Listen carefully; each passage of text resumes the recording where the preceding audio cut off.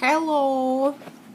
Uh, so we had a little texty chat yesterday, and I got the feeling that you might be a little down, which is understandable, considering that you're in an ice cube / dorm room in Virginia with your boyfriend, which would make me slightly on the cranky side, just a smidgen.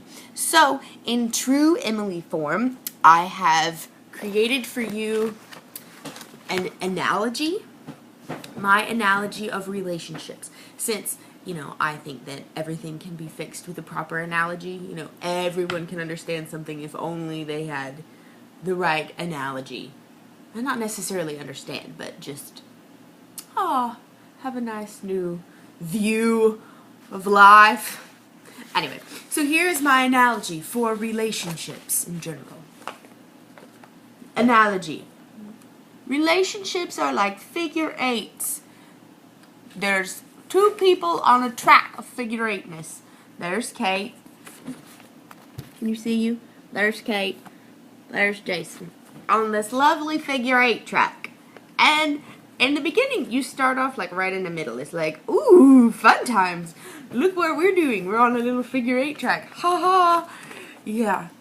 Then comes probably about the time, I think you've probably already experienced this, but to me, it always got worse. Like, the more times it happens, it always gets worse, and it always feels a little bit farther. Anyway, so step 2 is the far away time. You are far away on the track of relationshipness. So we have little man over here, little woman over here equals crazy cranky Kate / Emily that makes me want to kill you and feed you to the spider monkeys. Not you, but the man friend. Because they're just so annoying. It's like it's magic time. Like, you wake up and they're pissing you off. I wake up and I look over at Mark and I'm like, your breath smells bad and your beard shits in my sink and your toes are weird looking and I hate the way you stack dishes on the counter instead of the dishwasher so it will remind you to wash them, except that you don't wash them. And I hate your expectant sigh when I say something. You expectant sigh me, and I hate that. And equaling the far awayness. And I turn into a crazy cranky lady and smoke coming out of my ears and I don't want to ride in the car with him and I don't want to talk to him, and then I'm pissed also because he's not understanding what I'm going through, especially if I'm having a bad day at work or something stupid happens or I make up some stupid problem that I feel is very stressful or real stress enters into my life. Then it's even worse. Then it's like, not only are you the most annoying person on the planet, but you're being a little shit because this moment is about me because I'm piss-faced. You're just making it worse, and I don't understand why you can't just stop being a little shit. Stop being a little shit.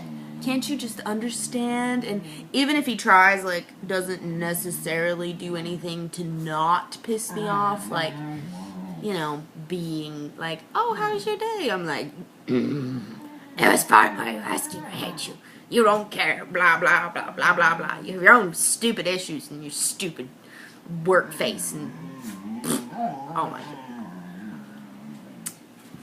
But about right after this happens to me, I go into this mode.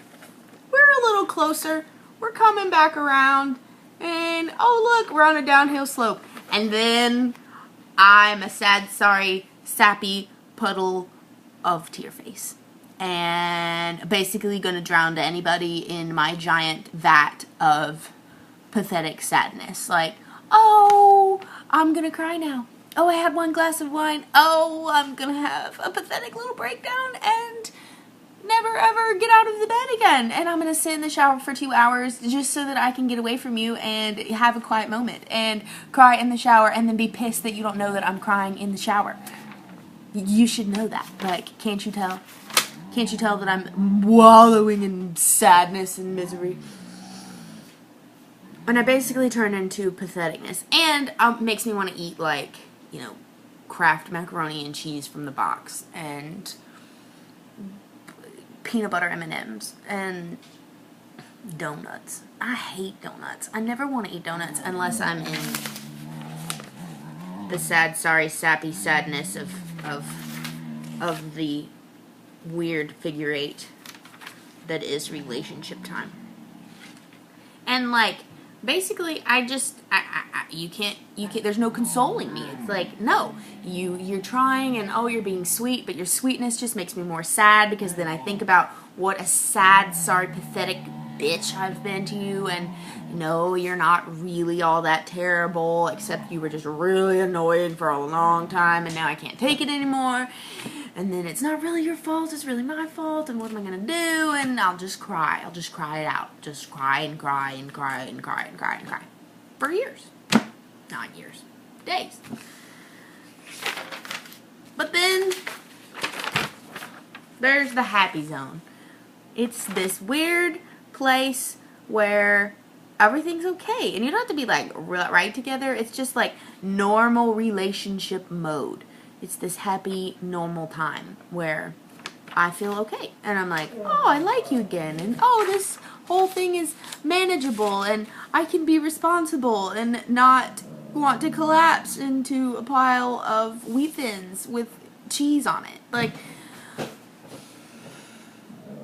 it happens. And then you know, sometimes I get into that square and then I'm pissed at myself for not being able to stay in it.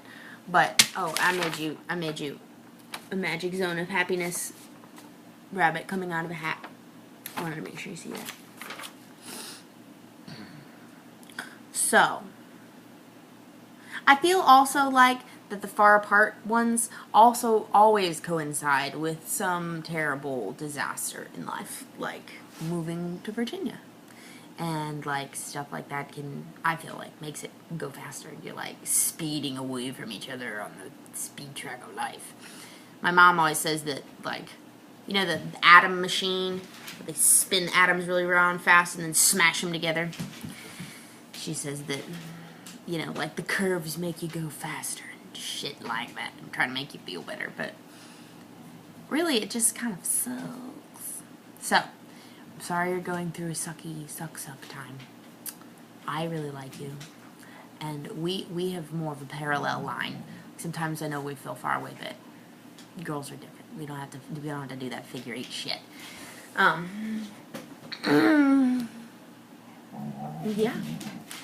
I hope you enjoyed your analogy. Just remember, aim for the happiness square. Don't be down. Turn that brown upside down. Drink wine. Drink red wine. Red wine helps. Actually, you're not a wine person. Drink something yummy. The White Russians. White Russians are delicious. They like dessert, only a drink, which is like almost better than dessert or a drink. Both. And pick up your phone, because I'm going to call you. And I love you very much. You can do it.